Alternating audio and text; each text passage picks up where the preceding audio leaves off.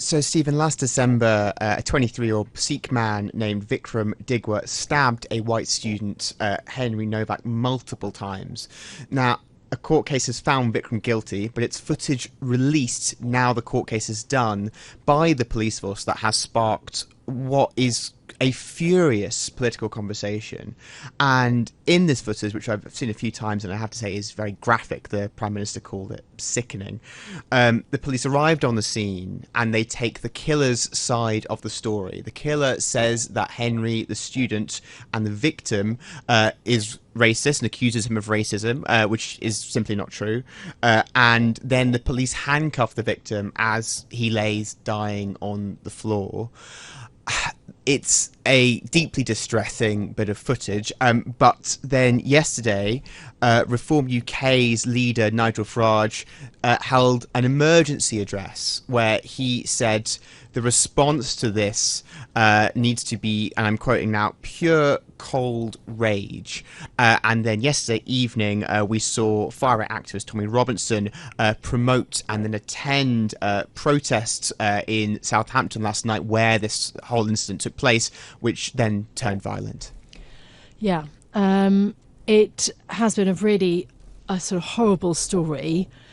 Does it speak to the fault lines in British society? And that is quite a big question, isn't it? One that politicians are also wrestling with.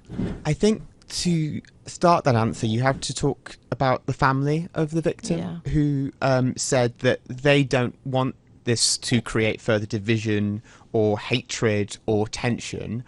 And that the people who were protesting last night, it was only sort of in the sort of hundreds, I believe, is the current sort of police estimate of people who are seen as sort of those on the far right. But it speaks to a kind of broader debate that many, especially on the right of politics, want to hold about what is going on with policing and race relations in the UK. Now, Nigel Farage, when he was speaking yesterday, talked about people who are white being seen as having lesser rights or privileges. The Conservative leader, Kemi Badenoch, and Keir Starmer have condemned those remarks, and the ones for race relations, and sort of the call for sort of pure cold rage. But what is interesting is Kemi Badenoch has talked about this being a moment where the UK has misstepped in responding to George Floyd and Black Lives Matter in the 2020s and going too far in that direction. And she has said, to Keir Starmer and Angela Rayner, if you were willing to take a knee for George Floyd, you should be taking a knee for Henry Nowak, and saying that this is a seminal moment for the UK, similar to Stephen Lawrence. Now, for what it's worth, Labour politicians and the Home Secretary this morning have been calling for tolerance, compassion and justice, and saying that this is about bringing the country together around sort of values around diversity. So in terms of that question around fault lines, there are big dividing lines being drawn here, and I have to say this comes 2 years on from Keir Starmer taking office, where there were similar sort of riots around race in Southport, around, again, a sort of racially motivated killing, a killing that became racially motivated, I should say, and then now we are also in this politically fraught moment where a by-election is being held in the north of England. So what does all of this mean for, I suppose, the government response, but also for Keir Starmer and the Labour Party? So I just talked about how on the right, this is being seen as a sort of battle for values as well. This comes, Stephen, as Labour is already facing its own battle for values as it wants the country. You know, Keir Starmer is seen as one of the most unpopular leaders the party's ever had. There is, I mean, quite clearly what seems to be a leadership challenge race, even if it's not formally happening, going on in the shadows.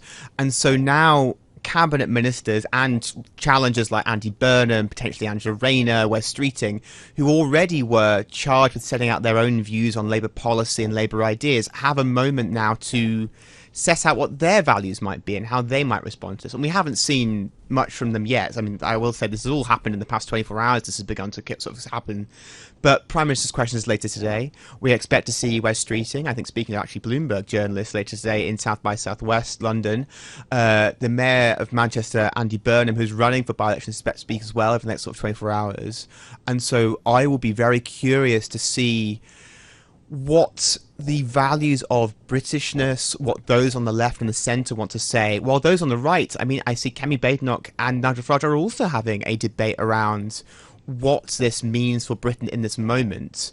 And I think one thing that's worth noting is so many of the values here that seem to be cited are also US in nature. So a lot of the debates, the fact, the references to George Floyd, the social media debate on X, how that plays into UK culture and what that response is, a lot of things are shifting in this moment, and in this kind of racially charged moment where this footage has stirred so many emotions, we are looking to politicians to see quite what they want to say.